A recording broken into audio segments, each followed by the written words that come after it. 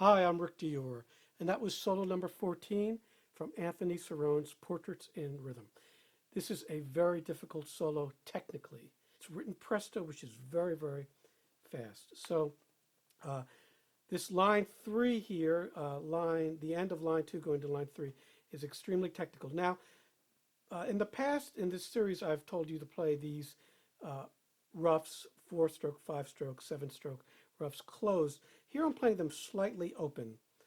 I just like to do that. You don't have to do that, obviously, but just because we have the 7-stroke rough, the 4-stroke rough, the 3-stroke rough, the drag, they all should sound similar, so I am playing those slightly open. Okay, and we'll go over that in a minute. Also, there's a typo, a pretty bad one. Finding more typos as I go through this version.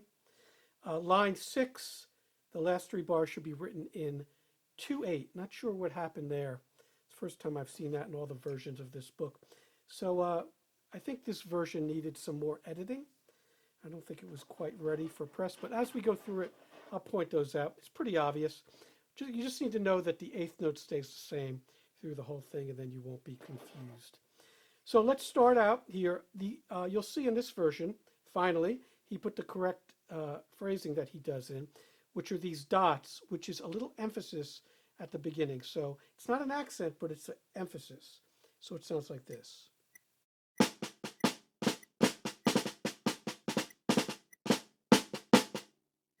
So you saw there I played the last bar, the accents. Hopefully you can hear a difference, all right? But do put an emphasis in the phrasing. Don't just play it like this.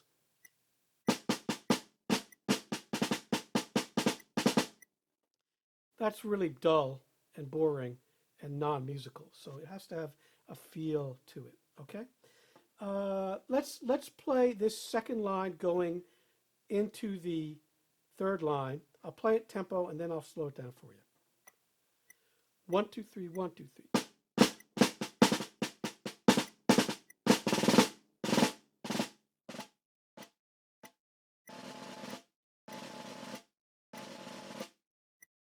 So you see how that works. I'm starting with my left hand on that 7-stroke. You could play it closed, but I like the character in this etude a little bit open. Now we'll slow it down for you. We'll do it at 80, and I'll subdivide it as well. So this is lines 2 and 3.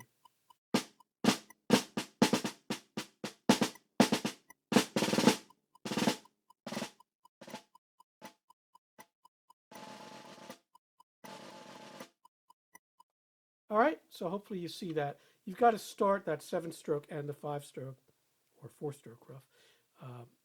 Start them a little before that bar so you can get them in there. So we'll go back to this tempo here, which is 96, dotted quarter note. All right, and we'll take off the triplet. So let's go on now. This part at 4, line 4, is very quiet, and you'll see there these rolls in the 4th bar, 5th bar, 6th and 7th, they're not tied. So in an earlier etude, I show you how I do these flam rolls. So the tempo's so fast, do it as a flam, but buzz both notes like this. 1, 2, 3, 1, 2, 3.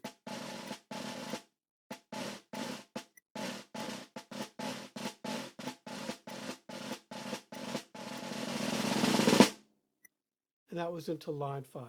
Okay, so you see how I'm doing those. Ba, ba, ba, da, ba, ba, da. It's our way as drummers, since we don't have a pedal, we're not breathing or blowing into an instrument, to hold notes longer. It's our way of phrasing. It's very, very important.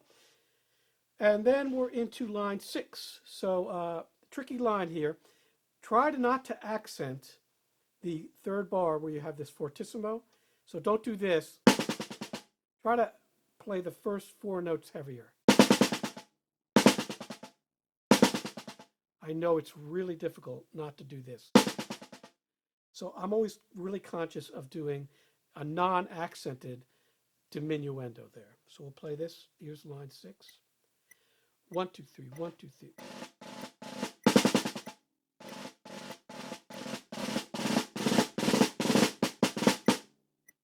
and that was into line 7. So you see where that typo is. Last 3 bars of line 6. That should be a 2/8 there. The metronome works because it just ends up going over the bar line. So here's line 7. We'll go into line 8 here too. 1, 2, 3, 1, 2, 3.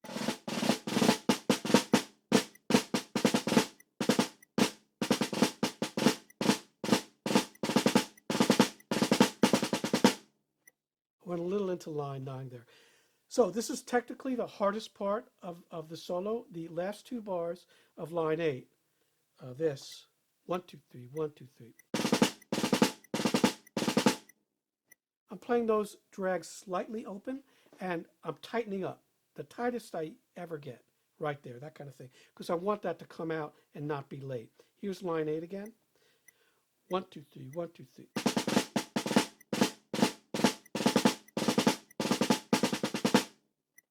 All right, so that's one way to do that, intensity.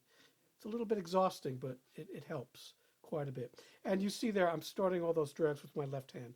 You could do it however you want, sticking. I'm not talking a lot about stickings in this series. It's a really personal preference, and those of you who are studying this book with a teacher, they'll have their own ideas about it. All right, so whatever works for you, but you do have to have a lot of technical proficiency to play through this book in the first place. And then we'll do line 9 to the end. 1, 2, 3, 1, 2, 3.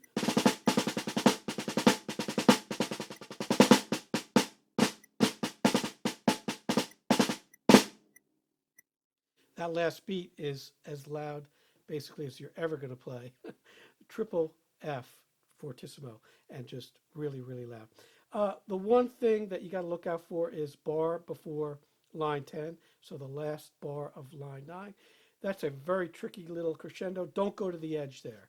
Just come down wherever you are on the drum, center, off center, come down there and bring it up. So I'll play it again here for you with the metronome, but you won't hear the metronome. I'm doing this for all the solos. And we'll be back next time with solo number 15.